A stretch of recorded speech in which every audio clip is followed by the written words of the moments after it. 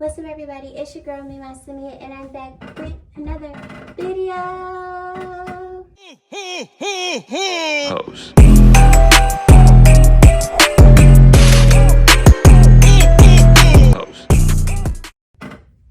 Y'all, in today's video, it is going to be a little bit different. I never do like story times, but today I'm going to give y'all a juicy story time. As y'all can tell by the title, I will be telling y'all how I got arrested at 10 years old. 10 years old. I know y'all probably think like at 10 years old that's crazy, but when I tell y'all this story, y'all gonna be like, that's weird. We're just gonna get right into the video. Make sure y'all like, comment, and subscribe. For starters, we're just gonna start off with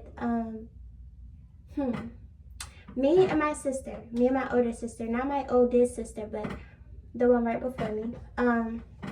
We were at a relative's house. And normally we go over there all the time. So my mom used to bring us over there so that we could actually play outside and nothing happens, you know? We ended up going over there, and just like a normal regular day, we had like this friend that we played with outside. He lived right across from my relatives. Like literally right next door. So like this is her house, this is his house. So me and my sister were playing outside or whatever, you know, as kids do. We knock on the door to see if he come outside and play. He ended up coming outside, and normally at first, like, we just start, you know, playing like normal kids, playing with the basketballs, playing with the hula hoops, like, you know, just doing little stuff. Y'all, I don't know why I feel like I'm so short-winded. Like, you know how people be long-winded? Like, I dead be getting like out of breath when I talk. Like, this is crazy. Yeah, we were just playing, you know, normal kid stuff or whatever, and we ended up going to, like, you know, his house, like his side. So it was my relative's house, a driveway, and then his house, right? So in the middle of the driveway there were like center blocks, not center blocks, but like cement blocks. I'm not sure if y'all know. I'll probably insert a picture to show y'all what I'm talking about. But there was like a couple there. It's like somebody was just doing like construction or like fixing up their driveway, like the pavement. I'm not sure what it was there for, but I just remember it was there. So us being kids, we know that they could break. So we're picking them up and we're just slamming them down on the ground to like see how many pieces we could break them into. Eventually, we ended up breaking all of the cement blocks or whatever. We get bored and tired of that. So we start to pick up the cement pieces and, you know, snap them in half or whatever. So the boy that we were playing with had this bright idea to see, like, who can throw the furthest. Me being the little tomboy I was at the time, and my sister being a tomboy, we're, like, up for the challenge at this point. So mind you, if you've ever been in Jersey or just any, like, urban city places, like, you know, when you're on a block, like a street, it's a house, the street, and then houses on another side, like, but it's small. We ended up taking the pieces that we broke and throwing them. So now I know, like, in my mind, I'm like, I'm not gonna throw it to where it hits anybody. I'm gonna try to throw it into the driveway. Me and my sister are throwing it in the driveway. He begins to throw it across the street.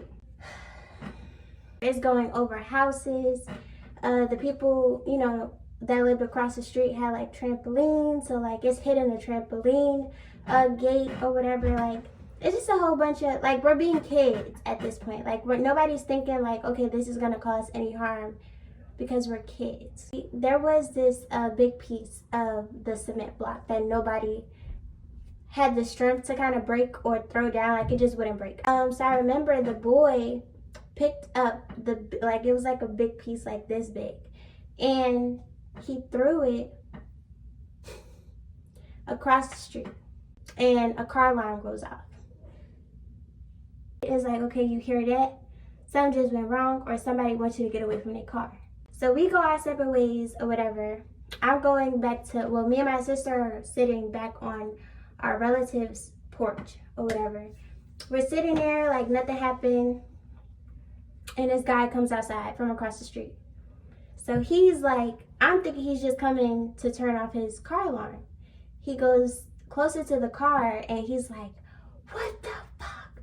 Like cursing up a storm. It was so bad. Like, you know those scenes from SpongeBob where like SpongeBob curses, but you can't really, like, you don't know what he's saying, but you know, like, yeah, he's mad.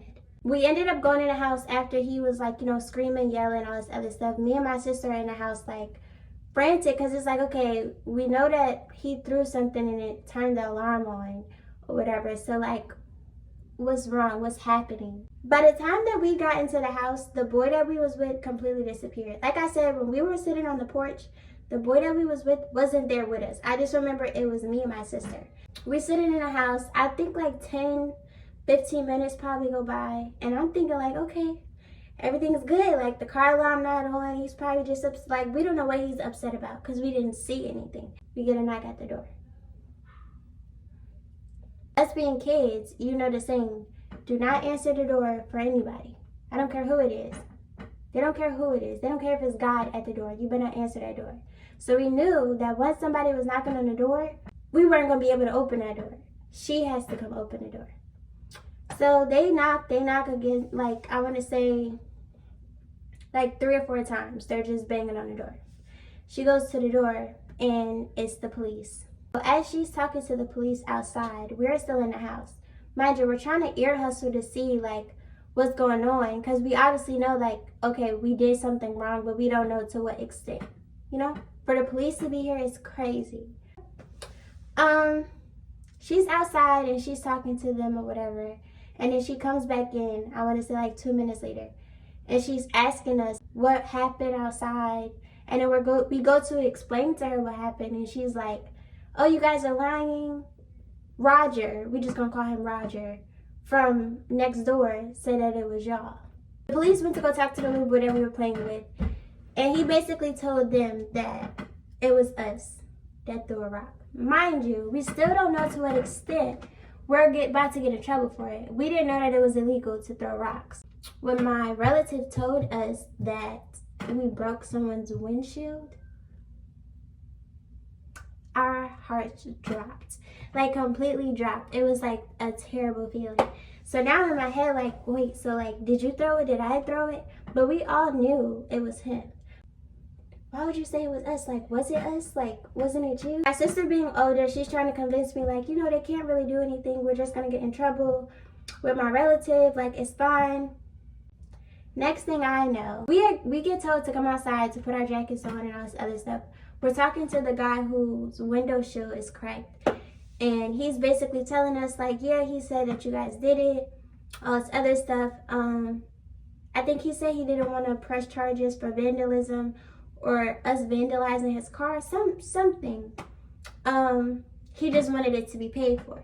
The price that he was telling my relative that it would cost to get it fixed, she was like, oh, no. So then she was asking for an alternative if she didn't want to pay for it because she didn't want to. Cop said, the only thing that we can tell you is for us to, you know, take them to jail. When I heard that, when I tell you immediately crying, I'm 10 years old. What do you mean going to jail? I ran back into the house. I used my relative's house phone and I called my mom. And I'm calling her frantic and I'm like, Mommy, you need to get here. Mind you, she's at work, so you know how parents are. I literally had to call where she worked at, ask to speak to my mom. My mom got on the phone, and where we were at, she works 30 minutes from there. And she was like, you know what's going on? I'm explaining to her what's happening. I'm saying like, you know, we got to pay this or they're going to try to take us to jail. My mom is like, you know, she isn't going to let them take y'all to jail. Like, y'all are fine. We're going to figure it out. And I heard my relatives say, y'all put y'all coats on, y'all going with the officer. I'm still on the phone with my mom, and I'm telling my mom, like, they're taking us to jail. Like, they're trying to take us to jail. They're trying to take us to jail. It was dead serious. I hang up the phone with my mom. My mom is telling me, like, I'm on my way, I'm on my way, I'm on my way. Mind you, I told y'all my mom works 30 minutes from there. Keep that in mind. We go outside, me and my sister outside, and I'm like, I'm 10 years old. My sister's 12 years old. What do you mean you're taking us to jail? Like, I'm still so confused. Where they put us in handcuffs, me and my sister, and put us in the back of the car. Mind you, I had already cried because I was scared already, right? We in the back of the police car, and I'm not crying anymore. Now I'm just in shock because, like, this is really happening. My older sister, she's bawling her eyes out. Like, she's like, oh my God, no, what did we do? I don't want to go to jail. I can't do this. So you know that if you're ever in a situation where someone is like hysterically crying and you're like the calm one, and it's just like, relax, hands behind our back, handcuffs on, little old me and my little old sister.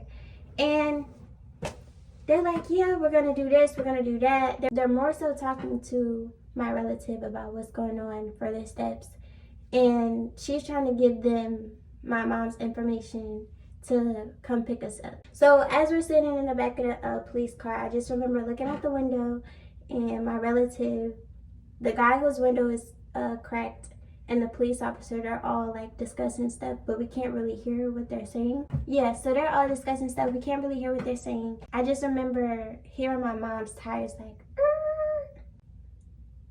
and I'm like, what is that? I'm trying to turn around, see my sister is still crying, and then my mom gets there, and she's like going off, like she's like, what is happening? Why are my daughters back there? Da, da, da. The cops are trying to tell her like, they did this, they did that, and you know, the guardian at the time advised me to just process them, all this other stuff. Mind you, we are 10 and 12 years old, so like, what do you mean process a 10 and 12-year-old for throwing rocks and breaking somebody's windshield?